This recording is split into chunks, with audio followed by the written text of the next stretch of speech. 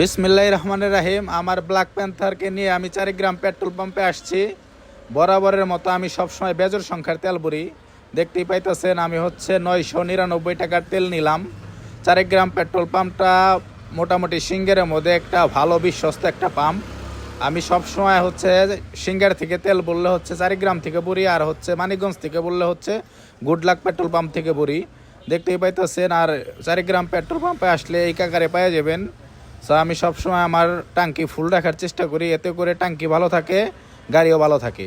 যারাই ট্যাঙ্কিতে জং পড়ার সমস্যা, তারা ফুল ট্যাঙ্কি তেল রাখতে পারেন।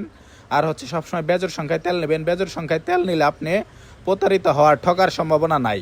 কারণ মিটারে সবসময় আপনার সেট থাকে। তো সেট জিনিস নেওয়া ভালো না। আপনি বেজোর সংখ্যায় তেল নেবেন। দেখতে পাইতেছেন মাশাআল্লাহ আমার ট্যাঙ্কি ফুল হয়ে গেছে। সবাই আমার জন্য দোয়া করবেন, আমার পাশে থাকবেন, আমারে সাপোর্ট দিবেন। ভালো থাকবেন। আসসালামু আলাইকুম।